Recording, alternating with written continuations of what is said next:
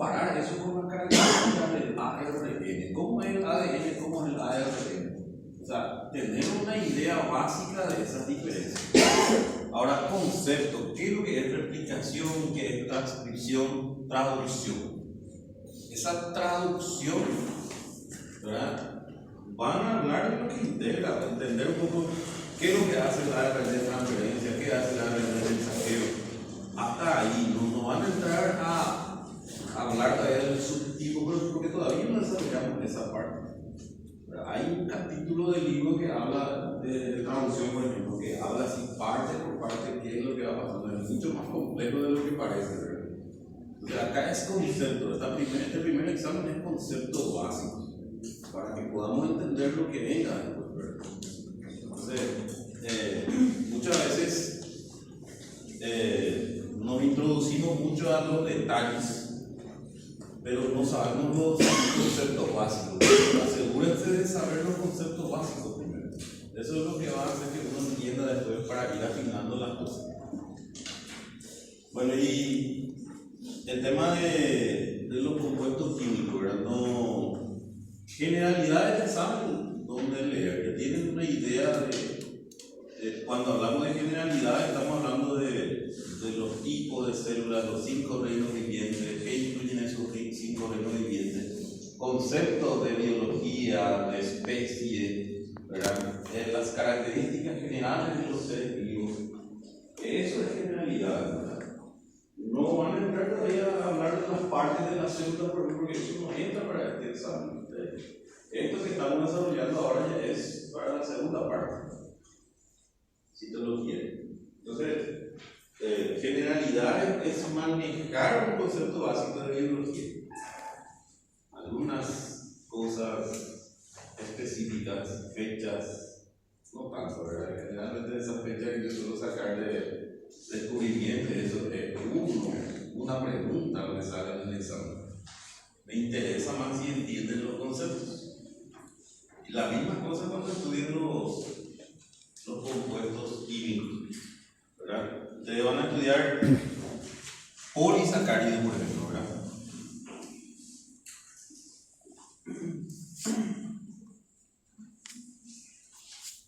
¿Qué tengo que saber de polisacáridos? O sea, ¿qué es lo que yo primera vez estoy estudiando azúcares? ¿Verdad? Primero, antes que esto está otra cosa.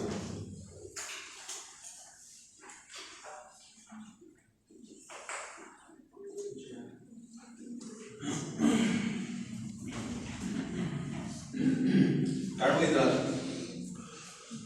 ¿Verdad? ¿Qué tengo que saber de los carbohidratos?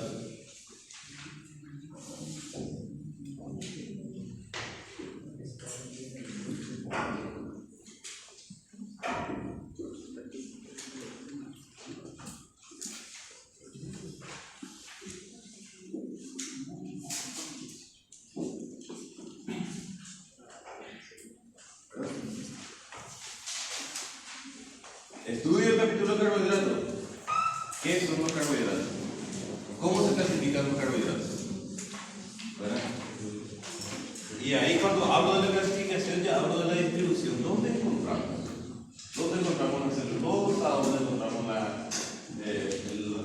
el glucógeno? ¿Dónde encontramos el dextrano? Y la función, la importancia, en qué se aplica, por qué es importante para nosotros. Eso es lo que ustedes tienen que guiar, van estudiando y van guiando con eso, ¿verdad? De repente, tal vez no van a estudiar los tipos de enlaces, de esas cosas, no, ¿verdad? ¿Por qué? Porque el tipo de enlace, eso es muy bioquímica. A mí me interesa más así, esto, ¿verdad? Que ustedes entiendan de cada cosa. Entonces, hay que leer únicamente, ¿verdad? Hay que leer y saber las características y lleva un poco de tiempo. Y ya organizándose bien, porque seguro tienen que ver una semana entera otra vez de anatomía, tienen otra vez histología. El tiempo no sobra cuando empiezan los exámenes. Se organizan ese tiempo para no quedar demasiado encimado 1 o 2 días antes, ¿verdad? Y eso cuesta mucho recordar muchas cosas. confunde todo, eso es lo que pasa. Confunde muchas cosas. Pero entonces yo acá la clasificación, y dentro de la clasificación voy a encontrar monosacárido, disacárido, oligosacárido, polisacárido. Y ahí ya entro. ¿Qué es lo que es un monosacárido? ¿Cómo se clasifica? ¿Cuáles son las funciones de cada uno? ¿Dónde podés encontrar? Te vas primero del concepto más grande, después te vas entrando, afinando, pero cada uno siempre tiene una guía para poder entender. El material, el slide que yo les paso de material de compuestos químicos es en realidad gran parte a base de blanco, porque el libro de Robertis muy poca información tiene esa parte. Agua y bioelementos tienen una página, parece que tiene Robertis, una o dos páginas más, así que ya está todo ahí. Y nos habla muchas cosas, entonces si vos primera vez estás estudiando no vas a entender muchas cosas.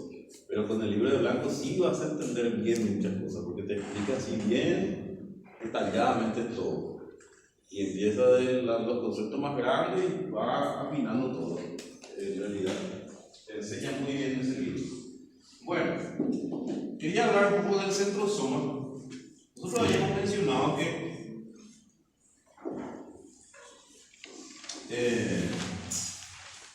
las células eucariotas, dijimos que tienen un citoplasma compartimentado. ¿Sí o no?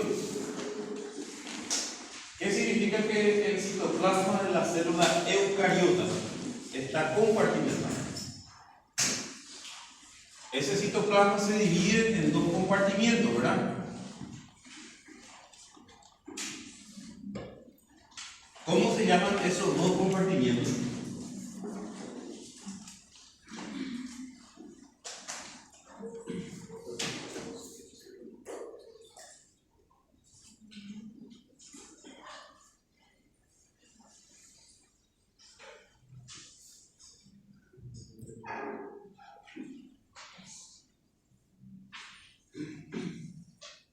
El citoplasma de las células eucariotas se divide en dos partes, citosol y sistema de endomembrana. ¿Qué es el sistema de endomembrana? Habíamos mencionado. Es el conjunto de organoides rodeados de membrana que ocupa el citoplasma. ¿Y cuáles son los componentes? La envoltura nuclear o carioteca. A la envoltura nuclear le continúa, ¿qué le continúa acá? El retículo endoplasmático rugoso. Al retículo endoplasmático rugoso le continúa el retículo endoplasmático liso. Y esto a su vez ya va continuado por fuera. Complejo de Golgi. El complejo de Golgi. Después tener los lisosomas, los endosomas. Ahora, ¿por qué le llamamos sistema de endomembranas? Y hay un grupo de organoides que no incluye este sistema, dijimos. Por más que está formado pues está rodeado de membranas, no incluye este grupo, ¿verdad? Y ahí tenemos las mitocondrias, tenés los peroxisomas y los cloroplastos que se ven en los vegetales. Esos organoides, por más que están rodeados de membranas, no son parte del sistema de endomembrana. ¿Por qué? Nosotros hablamos del sistema de endomembrana cuando el grupo de organoides están relacionados entre sí funcionalmente. ¿Qué significa que estén relacionados entre sí funcionalmente? Que, imagínense, ¿por qué le llamamos rugoso al retículo endoplasmático rugoso y por qué este es el liso? ¿Qué tiene el rugoso que no tiene el liso? ¿Cómo? ¿Y qué son esas rugosidades? Ribosomas. ¿Sí? El retículo endoplasmático rugoso tiene adherido adherido a su membrana gran cantidad de ribosomas. Esos ribosomas solo están adheridos al retículo endoplasmático rugoso y están los ribosomas libres en el citosol. Pero el liso no tiene ribosomas. Entonces está granular, no tiene adherido a su membrana los ribosomas.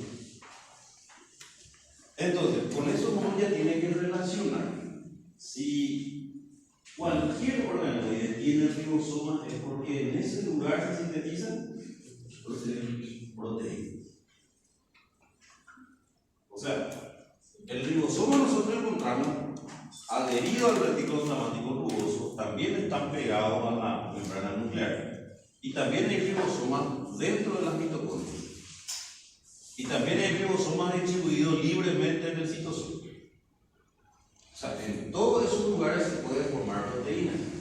Lo importante es tener en cuenta qué forma o qué tipo de proteína es lo que se forma en el retículo endoplasmático rugoso y qué tipo de proteína en los ribosomas libres. Entonces, el retículo endoplasmático rugoso habíamos mencionado que sintetiza proteínas no citosólicas. ¿Qué significa proteína no citosólica? Son proteínas que no van a quedar en el núcleo para cumplir su función, o va a ser exportado fuera de las células para cumplir su función. Ejemplo, la insulina, el mucus de la vía respiratoria. Esas son proteínas, pero que cumplen su función fuera de las células. Se sintetizan en el ver y después son exportadas hacia afuera para que cumpla una función. Ahora, las proteínas que van a formar receptores de membrana, canales de transporte, todas esas cosas también son parte de las proteínas no citosólicas, porque no se quedan acá a cumplir su función. Las proteínas que van a cumplir su función dentro del citoplasma ya es sintetizado por ribosomas libres, no lo que están adheridos al retículo endoplasmático rugoso. Ahora, lo que estamos diciendo es que tienen relación funcional, porque si del retículo endoplasmático rugoso se forma una proteína, esta proteína después tiene que pasar cargado en vesícula, tiene que ir ¿dónde? Tiene que ir al Golgi.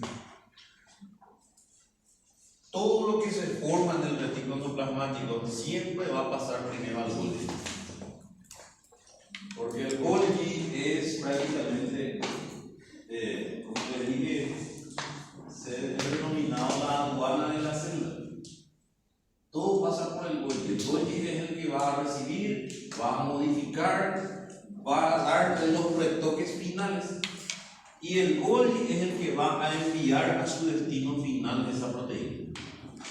Entonces, imagínense que esta sea la insulina. Se sintetiza en los ribosomas adherido al RER, se modifica en el RER, de ahí pasa al Golgi, el Golgi modifica, ¿verdad? A partir de acá va pasando en cada saco con sus modificaciones. Estos sacos aplanados se les llaman dictiosomas. Y llega a este nivel y es cargado en algunas vesículas y de ahí es transportado hacia la membrana para que pueda ser expulsado hacia afuera. Ahora, ¿cuáles son las estructuras que se encargan de transportar estas vesículas de un organoide a otro organoide o de algún organoide hacia la membrana? Y acá es donde participa esta estructura.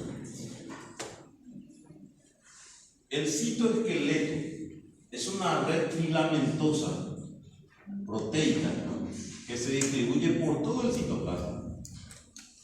Y existen tres tipos de filamentos proteicos que forman el citoesqueleto: los microtúbulos, los filamentos intermedios y los microfilamentos. Los microfilamentos son actinas. Ahora, el más resistente que constituye el citoesqueleto son los filamentos intermedios. Son los que de mayor resistencia mecánica y son los que van a mantener la forma celular. Si tiene forma redonda, entonces mantiene esa forma redonda. Si es forma cúbica, mantiene esa forma cúbica. Ese es el esqueleto filamentoso que está en el citoplasma. Y los filamentos intermedios son los más resistentes.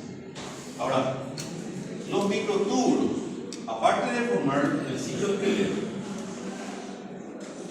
también constituye o se encarga del transporte intracelular de vesículas. Es decir, cuando el retículo endoplasmático quiere transportar una vesícula con proteína hacia el Golgi, acá se forma un microtúbulo. Y sobre el microtúbulo existen unas proteínas que se llaman proteínas asociadas a los microtúbulos y son los que transportan la vesícula. En pocas palabras, los microtúbulos crecen hacia la dirección donde va a ser transportado la vesícula. Si va a ser transportado del Golgi a la membrana, desde el Golgi a la membrana crece un microtúbulo para que pueda ser transportado hacia ahí una vesícula. ¿Y cómo? Dijimos ya, microtúbulos y proteínas transportadoras, proteínas dineínas y mesinas de ella. Es decir que si este es el microtúbulo, las proteínas transportan así en la superficie del microtúbulo las vesículas hacia la dirección que tiene que ser transportada la vesícula. No, los vesículas pasan por encima del microtúbulo. Claro, el microtúbulo va a crecer porque el microtúbulo está formado por una serie de proteínas globulares que se llaman tubulinas. Ese microtúbulo va a tener 13 de estas columnas proteicas, como un tubo. Y ese va a crecer hacia donde va a ser transportado esa vesícula. Y se forma en el centrosoma. Ahora, ¿qué no limita? ¿cómo? ¿Qué no limita para crecer? Y tiene su límite, obviamente, a nivel de la membrana, pero siempre la distancia ya está codificada hasta dónde va a crecer. Lo más importante es que el microtúbulo es inestable. ¿Qué significa inestable? Que puede acortarse y alargarse fácilmente adaptándose a la forma celular. Fácilmente, es inestable. Ahora, esto se ve muchísimo, todo el tiempo ocurre eso dentro de la célula, pero en donde más es evidente es dentro de las neuronas.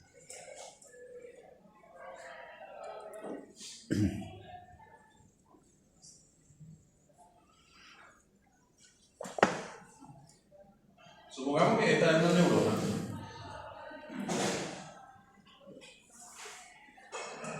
Este es el axón. Estas son las dendritas. Generalmente las neuronas reciben el estímulo a través de las dendritas o a través del cuerpo neuronal, a través del zoo, y envía el impulso a través de qué? A través del axón. Ahora, las vesículas sinápticas, o sea, los neurotransmisores, quiere decir, los neurotransmisores que son aminoácidos, como el glutamato, el GABA, son aminoácidos, son neurotransmisores que llevan el impulso nervioso. Ellos se sintetizan en vesículas acá en el cuerpo neuronal y se llenan de neurotransmisores de estas vesículas. Estas vesículas tienen que llegar aquí para que pueda hacer sinapsis. Entonces, acá ya va a existir, obviamente acá afuera va a estar otra célula o otra neurona que va a tener el receptor para el neurotransmisor. Entonces, estas vesículas tienen que llegar aquí, fusionarse con este axón, con la membrana, y liberar estos neurotransmisores en el espacio sináptico. Ahí es donde va a actuar sobre estos receptores. Así se va produciendo el estímulo, el impulso nervioso. Ahora, para que pueda llegar esta vesícula de aquí hasta acá, ahí es donde los microtúbulos empiezan a formarse. Y estos microtúbulos son los que ayudan al transporte de estas vesículas hasta la terminal aquí. Y esto ocurre todo el tiempo. Eso se llama transporte axónico o flujo axónico, en donde desde el cuerpo neuronal hasta la parte final del axón tienen que ser transportados las vesículas llenas de neurotransmisores por medio de los microtúbulos. Y las proteínas asociadas a los microtúbulos son lo que utilizan como un riel, un caminito, ¿verdad? Para que puedan transportar esa presión. Esa es una de las cosas que falla en el Alzheimer. La enfermedad de Alzheimer falla la función de estas proteínas asociadas. Una de las cosas, porque varias cosas pueden fallar, ¿verdad? Una de las cosas que falla entonces es el transporte exónico. Falha onde, professor? ¿Cómo? Só falou que falha em algum lugar, não entendi. Si falla, se altera esa proteína. Sufre una alteración, puede ser una degeneración o una hiperfosforilación. Ahora, ¿qué es lo que ocurre? Se inactiva. Al inactivarse esa proteína no ocurre este transporte. Entonces, esa vesícula que tendría que transportarse constantemente cada vez es menos o es deficiente. Si no llega a la vesícula con neurotransmisores, no hay sinapsis. Então, a questão no Alzheimer não é totalmente pela produção, e sim pelo transporte. Exactamente. No es tanto por la producción. El transporte es el problema. Uno de los problemas. Porque también hoy día se descubre que hay acumulaciones de desechos importantes dentro de las neuronas, ¿verdad? Pero una de las cosas que falla es justamente las proteínas de transporte. Entonces, al no haber transporte exónico, no hay sinapsis y ahí es donde la persona empieza a tener pérdida de la memoria a corto plazo, pérdida de la memoria a largo plazo. Y a medida que van pereciendo esas neuronas, va progresando la enfermedad.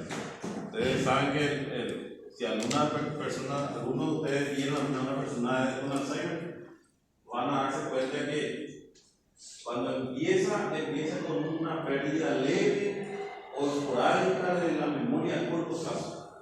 ¿Qué es lo que empieza a olvidarse la persona? Y se olvida de algunas cosas menores, bueno, no tan menores, a veces se olvida dónde guarda su dinero, ¿no? Se olvida exactamente, totalmente dónde dejó su dinero, ¿no? Después, con el tiempo, ya se va perdiendo lo que se llama praxia. Praxia, ¿qué le decimos? Praxia es todo lo que aprendimos durante toda nuestra vida. Entonces, esas personas van perdiendo por parte todo lo que aprendió desde que es pequeño. Desde que empieza a caminar, a hablar, a comer solo, todo eso gradualmente va a ir perdiendo. Entonces va a llegar un momento en que de repente inclusive puede recordar cuál es el nombre de este objeto, pero se olvida para qué. O de repente vos le mostrás una cuchara, porque sabe que se llama cuchara, pero no se acuerda que era para comer. Va perdiendo algunas cosas que aprendió parcialmente. Profe, quando uma pessoa está, por exemplo, emocionalmente não recuerda, ¿el proceso es igual? No, eso puede ser por otra causa. Puede decir que no sea Alzheimer. Sí, pues sí, no tiene Alzheimer, pero no recuerda y hace un proceso también de microtubo. No todo el tiempo es eso. No, pues sí. Entonces, no, porque si es microtubulo, el problema es esa pérdida de la memoria va a ser permanente, ya no va a volver a tener, eso va perdiendo. ¿Sabe que o estrés, por ejemplo, o estrés podría definir? No, esto no. Ahora, entonces, esas son personas que de repente van a ir perdiendo todo lo que ha aprendido, ¿verdad? Después se va a olvidar de los nombres de los familiares, va a dejar de reconocerle a las personas que viven en su casa. Y cuando ustedes se van a dar cuenta, cuando esa persona empieza a desconfiar de la gente que está en su casa, piensa que hay extraños en su casa, pero no recuerda el nombre de las personas. Professor, tem casos que a pessoa perde a memória recente, curto prazo, mas recorda coisas muito antigas. Por exemplo, o senhor recorda de ter na guerra, na questão da juventude. Qual é essa transmissão que acontece? Sí, y depende del flujo de neuronas de la corteza cerebral que se va perdiendo. Acuérdate que el Alzheimer es degenerativo. ¿Qué significa degenerativo? Que las neuronas van muriendo gradualmente. Cuando van perdiendo gran parte de esas neuronas que se encargan del procesamiento de la información a largo plazo, va a olvidarse de esas cosas que conocía él hace mucho tiempo. Y el reciente es cuando es en la corteza, principalmente fue la parte de la memoria reciente, del procesamiento de memoria reciente. Bueno, entonces, ustedes se dan cuenta de la capacidad que tiene el cerebro de adaptarse y adquirir mayor capacidad de conocimiento. Del 100% del total de información que absorbe el cerebro, del 100%, solo el 1% retiene. El 99% de toda la información que diariamente recibimos nosotros, el cerebro lo desecha. Solo alrededor del 1% del cerebro va dejando recuerdos importantes. ¿Por qué? Porque depende del nivel de atención que le prestaste o el nivel de interés que le diste para que se pueda quedar en la memoria. Palavra tem poder. Eu sempre hago assim. Sí. Porque no puedo demorar rápido, Entonces, 1%. Sí, no me da más.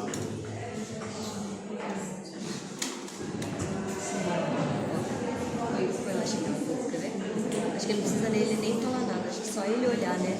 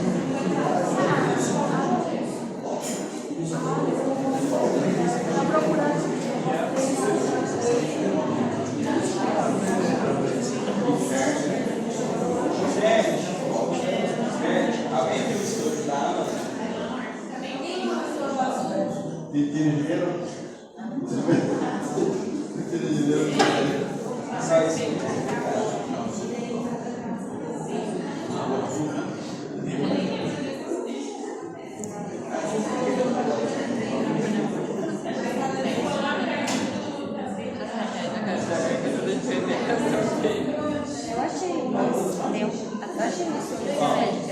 isso.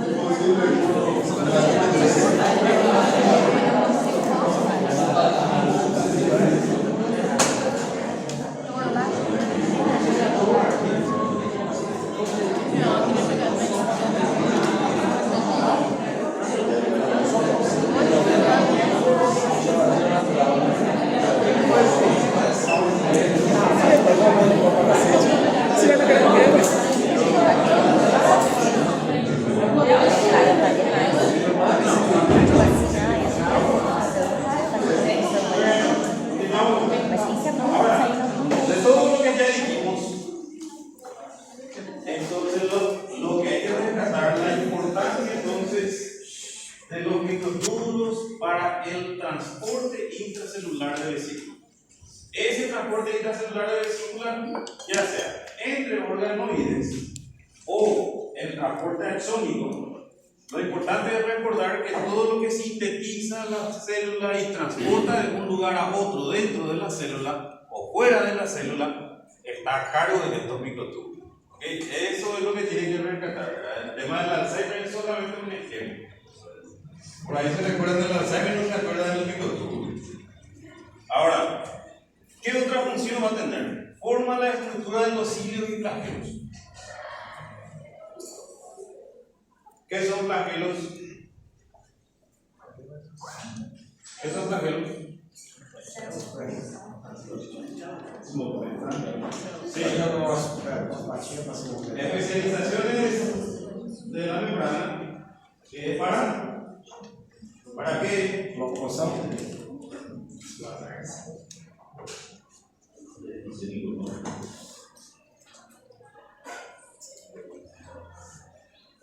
Entonces, los cilios y los flagelos son estructuras de transporte. ¿Por qué de transporte?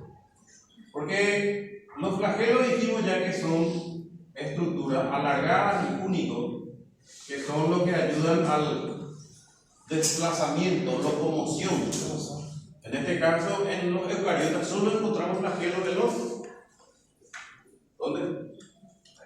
En los espermatozoides. Solamente el espermatozoide tiene flagelos entre los eucariotas. Los procariotas pueden tener uno o múltiples, pero las células eucariotas solo en el espermatozoide.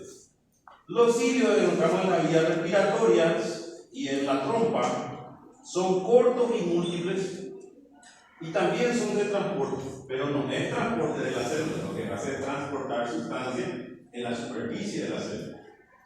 Esas estructuras, los cilios y los flagelos, si yo corto un flagelo o un cilio así, voy a ver que este flagelo tiene en el adentro, está su estructura, este microtúbulo. Es decir, va a tener varios dobletes de microtúbulos, en realidad son 9 dobletes de microtúbulos, y en el centro 2 microtúbulos centrales rodeados de una membrana así. 9 dobletes de microtúbulos más 2 microtúbulos centrales constituyen la estructura de cada cilio y flagelo. Por eso hablamos de estructuras microtubulares al hablar de cilios y flagelos. Ahora, otra cosa, los cilios solamente encontramos en eucariotas. No hay cilios en los procariotas. En los procariotas vamos a encontrar fimbrias, filis, pero no vamos a encontrar cilios. Flagelos en los procariotas sí se puede encontrar. ¿Sí? Entonces encontramos cilios y flagelos en eucariotas y en procariotas. Solo que en el procariota no está formado de microtúbulos, está formado por una proteína que se llama flagelina.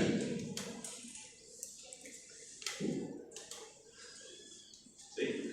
La estructura es diferente, tiene el nombre igual, pero la estructura es diferente. Entonces, ahí es donde tenemos en cuenta que los microtúbulos también tienen una función importante para el movimiento, transporte intracelular, transporte en la superficie de la célula, transporte de la célula. ¿Por qué? Porque los espermatozoides, para que se pueda desplazar, es así, ¿verdad? Y otra cosa, la formación del pulso mitótico. ¿Qué es lo que es el pulso mitótico?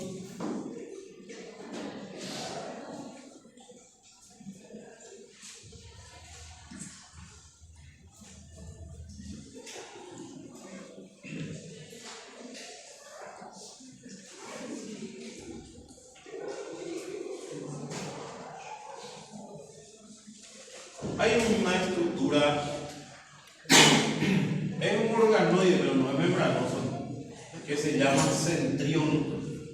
Ahí está el centriolo. El centriolo, cada centriolo está formado por 9 dobletes de microtúbulos, por eso, perdón, 9 tripletes, por eso tiene una estructura 9 por 3.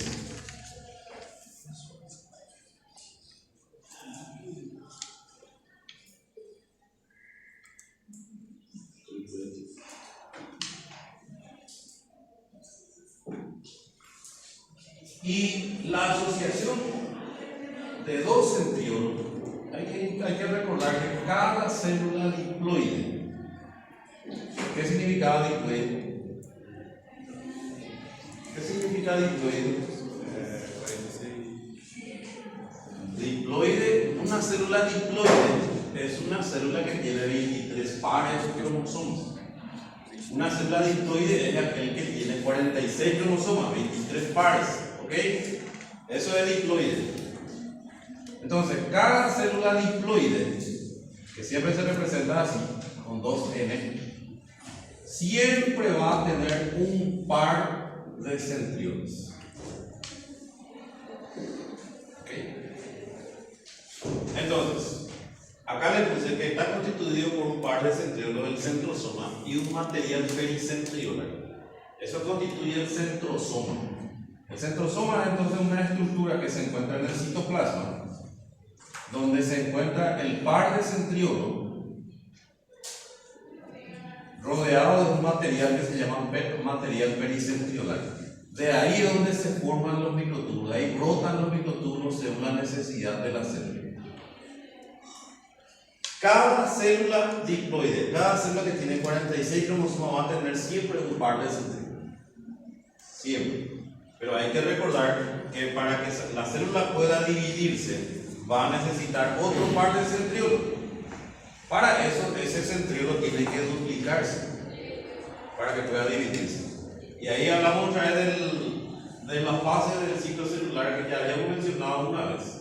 ¿Cuál era la fase del ciclo celular?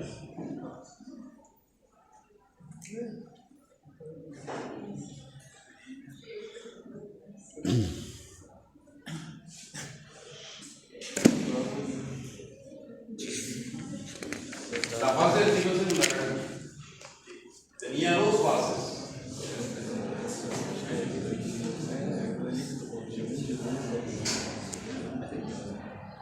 Una fase que se denomina interfase.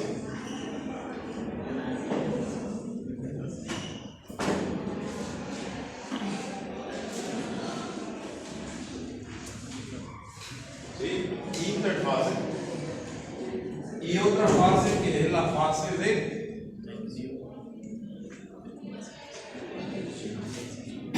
división. Ese es el ciclo que cumple una célula transitoria, una célula con capacidad de división. Entonces, la interfase, entonces, ¿qué es? Nosotros no hablamos de eso. Para mí ya hablamos de verdad.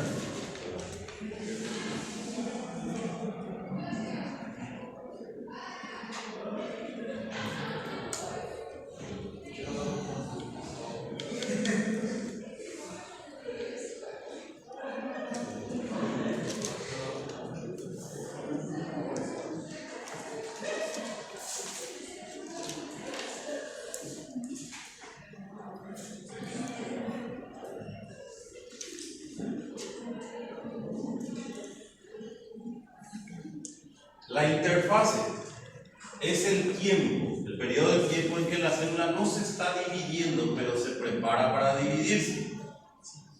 Entonces, en la fase G1 de la interfase es donde la célula cumple su función normal. Todas las funciones normales, síntesis de proteína, todo lo que cumple una célula normal.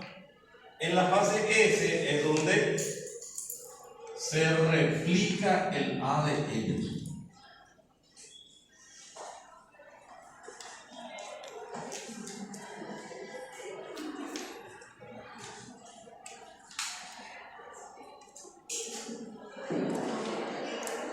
La duplicación del centriolo, la replicación del ADN. Es decir, una célula diploide, una célula con 46 cromosomas que duplica el material genético y va a dar información genética comparable a 92 cromosomas, ¿de acuerdo? Entonces, esa es la replicación. Eso ocurre en la fase S de la interfase. La fase G2 ya es corto tiempo, donde la célula aumenta de tamaño. Y la fase N, la célula va a dividirse. Entonces, acá en la fase G1, la célula empieza siendo diploide. 46 cromosomas. En la fase S se duplica este material genético. Entonces, en la fase G2, la célula va a ser tetraploide.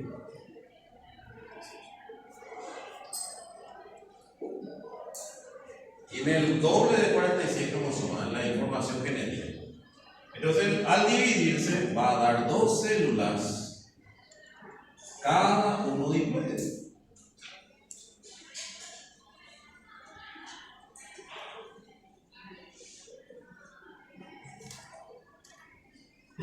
Entonces, esta parte es muy importante. ¿Por qué? Porque esta es la fase donde hay mayor control dentro de la célula. Porque duplicar su material genético implica formar nuevo ADN, que tiene que ser totalmente sano, no tiene que tener alteraciones para que pueda formar otra célula nueva exactamente igual a ella, sin alteraciones. Entonces, en la fase S hay muchos sistemas de control. Ahora, ¿entienden por qué esta parte es tetraploide, verdad? Diploide, 46 cromosomas. Se duplica aquí y se vuelve tetraploide. ¿Por qué? Porque al dividirse tiene que dar 2 células diploides. Y después cada uno va a entrar en el ciclo. Bueno, para que esto ocurra, se tiene que formar una estructura que se llama uso mitótico. El uso mitótico, cuando la célula va a entrar, cuando entra en la mitosis, en una de las fases de la mitosis, se desintegra la envoltura nuclear, desaparece la envoltura nuclear. Entonces todos los cromosomas, los 23 pares de cromosomas, se quedan expuestos dentro del citoplasma y se alinean en el plano ecuatorial de la célula. Y cada par de centriolos que se duplicaron en la fase S migran hacia los extremos, hacia los polos. Acá un par de centriolos y acá otro par de centriolos. Y de acá brotan microtúbulos que se unen al centrómero de cada cromosoma.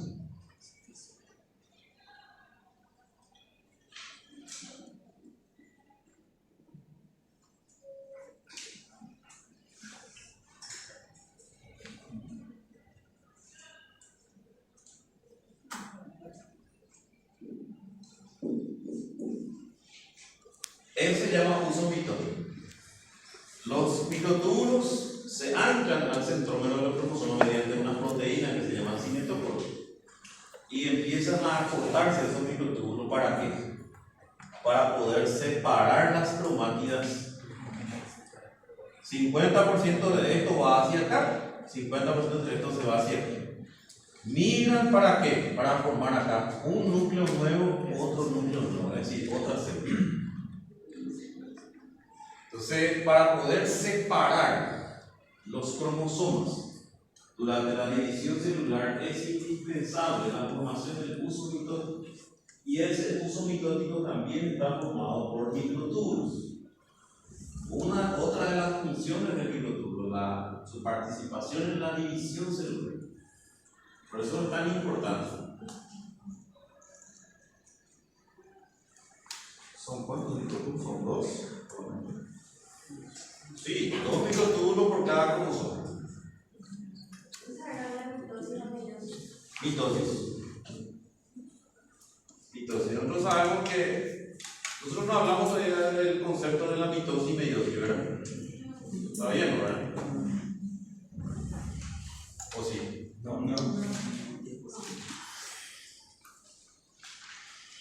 Bueno, y esto va a ocurrir en la mitosis. En la meiosis también se produce algo parecido, solo que las fases son muy diferentes. Van a ver esa diferencia cuando hablemos de mitosis y meiosis. En el capítulo de mitosis y meiosis, ¿qué más nos falta dar una introducción? Acá en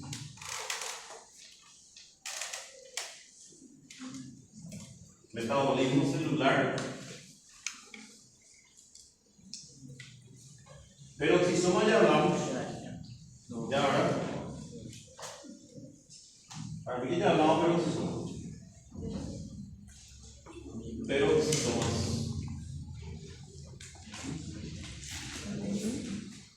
Si hablamos del sistema de endomembrana,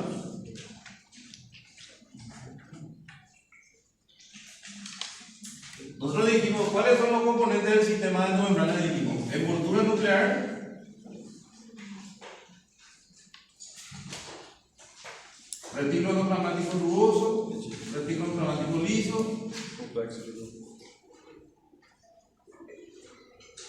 complejo de Golgi, lisosomas,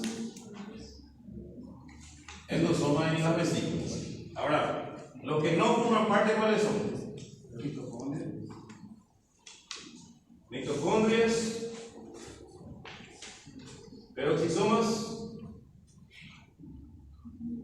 cloroplastos. Mitocondria, ¿cuál era su función?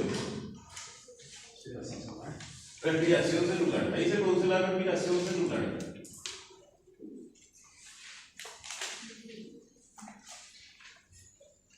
¿En qué consiste la respiración celular? La degradación de nutrientes en presencia de oxígeno y la liberación de dióxido de carbono y agua como desecho, como producto. Por eso se llama respiración, porque utiliza el oxígeno y libera dióxido de carbono. Pero lo importante es recordar que ese proceso de respiración celular consiste entonces en la metabolización de los nutrientes para generar energía. Ese es el centro, ¿verdad? Los productos ya son nodillos secundarios, ¿verdad? Pero aparte de eso, las mitocondrias cumplen otras funciones importantes, ¿verdad? No solamente la respiración celular. Acá entra todo lo que es síntesis de aminoácidos, síntesis de proteínas, almacenamiento de calcio,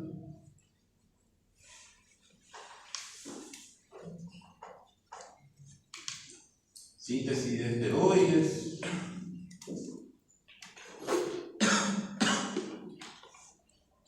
tiene varias funciones también, no solamente síntesis de energía. Ahora, peroxisoma se debe su nombre a que su función principal es la eliminación de este compuesto de la célula.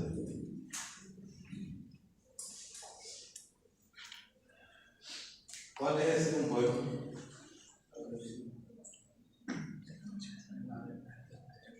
No pregunto. ¿Cuál va a ser el almacenamiento de calcio? ¿Cómo? Almacenamiento de calcio. Sí.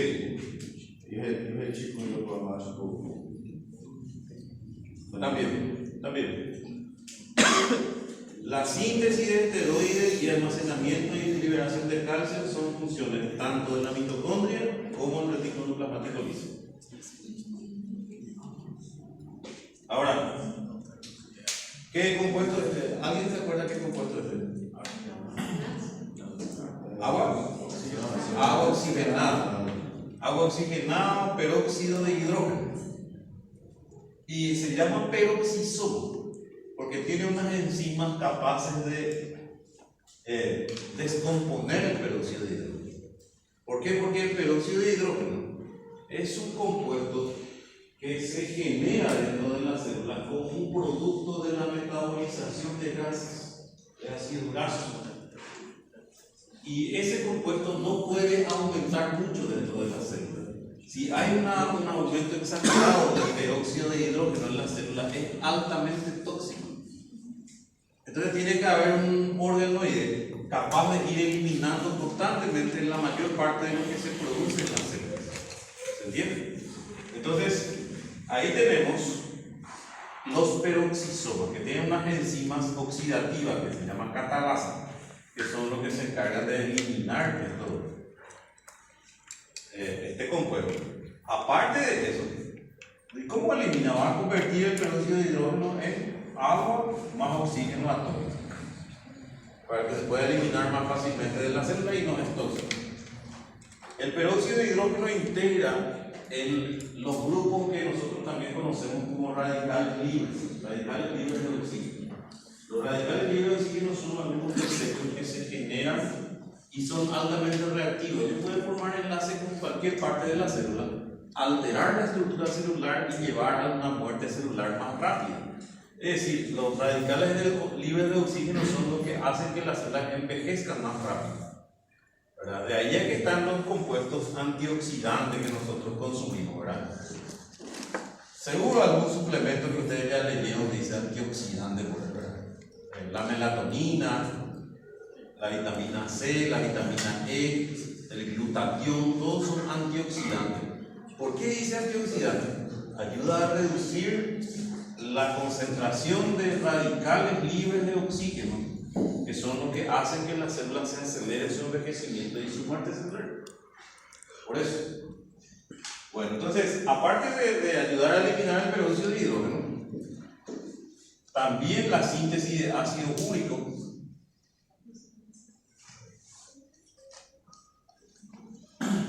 síntesis de ácido úrico, ¿qué más? Síntesis de colesterol,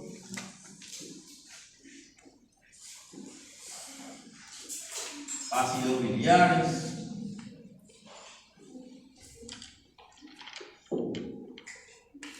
¿En qué orden va a cumplir esa función? ¿Les parece? Síntesis de colesterol y síntesis de ácidos biliares.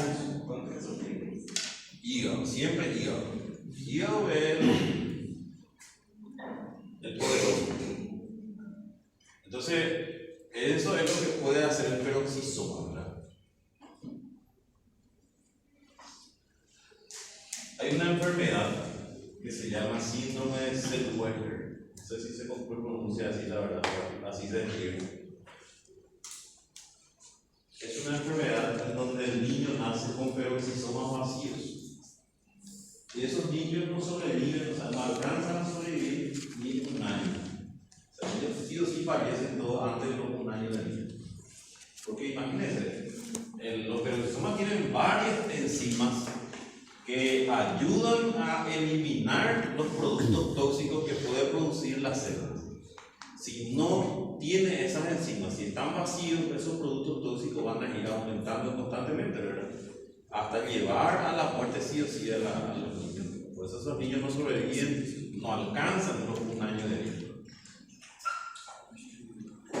Después, ¿qué todavía no hablamos? Lisosomas. Lisosomas no hablamos todavía, ¿verdad? ¿O ya hablamos ya? Bueno, lisosomas. Su nombre proviene de lo que nosotros conocemos como lisis. ¿Qué es lisis? ¿Cómo? Sí, degradar, romper, destruir, eso es lisis. Lisosoma. Soma es cuerpo, cuerpo que degrada, cuerpo que destruye. Eso es lisosoma. Y los lisosomas, entonces, poseen en su interior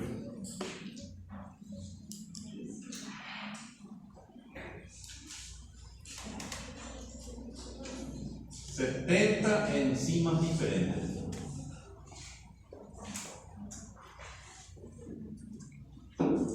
Se 70 tipos de enzimas hidrolíticas diferentes.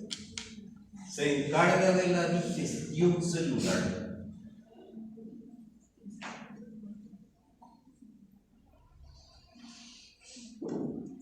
Los peroxisomas los lisosomas son los que se encargan de la digestión celular. ¿Y qué es lo que digieren? ¿Verdad? ¿Qué es lo que digieren estas células, estos orgánulos?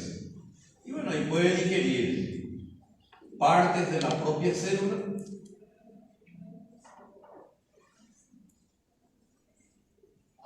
por el proceso de autofagia.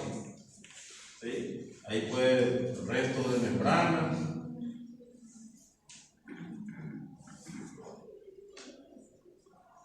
hormonas o restos de hormonas.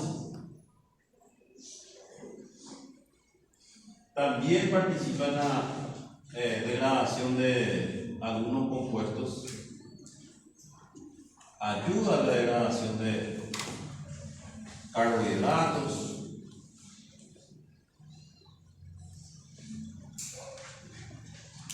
proteínas.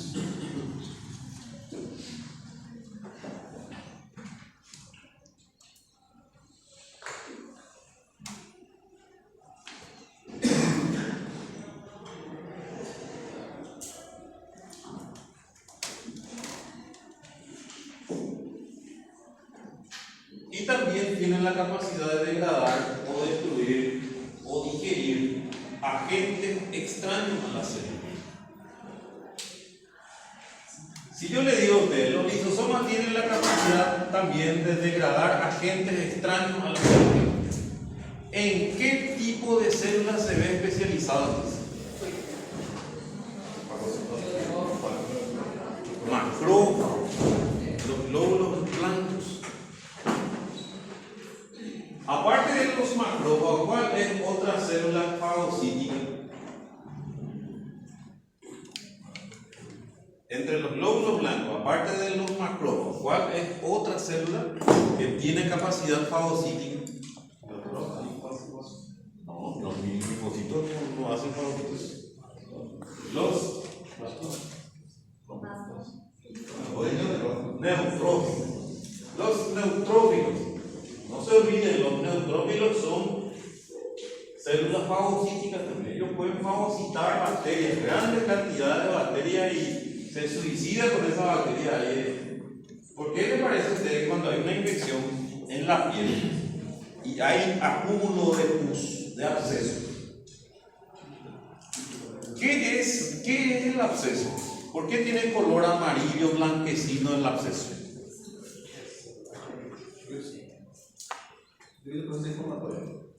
Claro, pero ¿por qué es blanquecino amarillento el pus?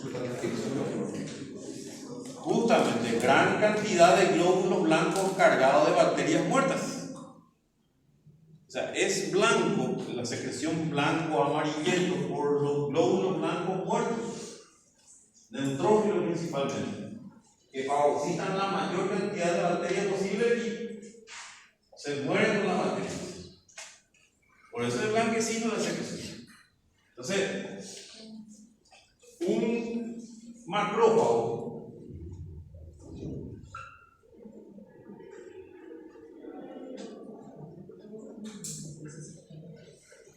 tiene un macrófago, ¿verdad?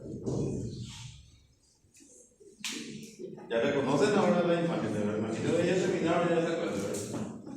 Bueno, cuando viene ahí una bacteria, él lo que hace es reconocer esa bacteria y fagocitar. ¿Qué es lo que pasa cuando decimos fagocitar? Introduce rodeado de una vesícula.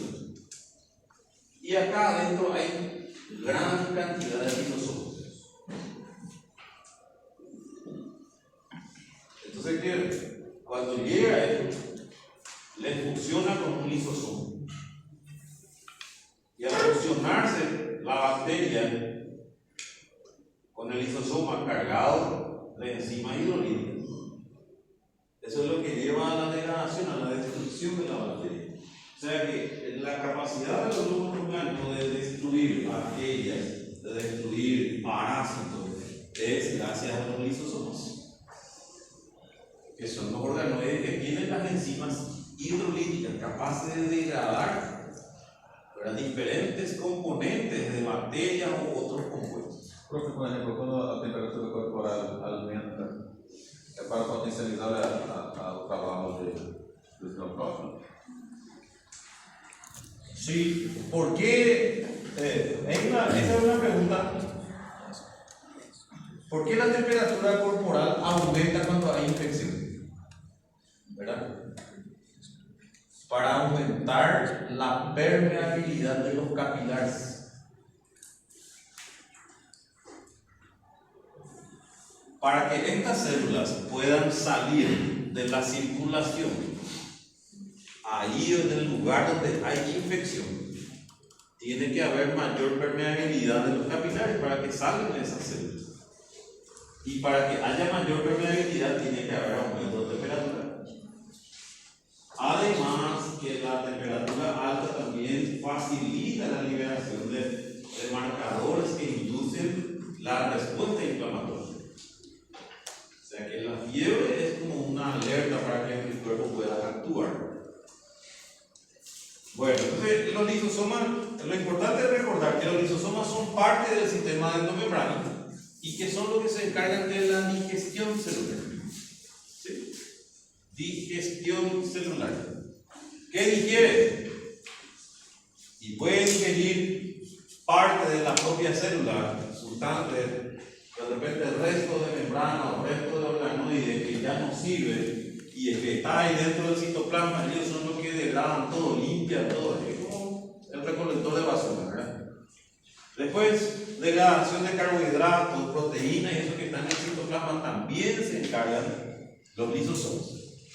Y los agentes extraños que entran en la célula, que esta función está bien especializada en los glóbulos blancos, que son las células fagocíticas. Entonces, ese concepto. Ahora, ¿qué nosotros le llamamos endosoma? Endosomas son las vesículas que reciben lo que entra dentro de la célula carne. Cuando se formó esta vesícula por la entrada de la bacteria, se formó una vesícula cargada de bacterias. A esto le llamamos endosoma, porque es el que recibe. Puede ser una bacteria, puede ser un polisacárido, puede ser lo que sea que entra dentro de la célula, rodeado de vesícula, es un endosoma, el que recibe. Y ese endosoma se fusiona con el lisosoma para llevar a cabo el proceso de digestión. Eso es un endosoma.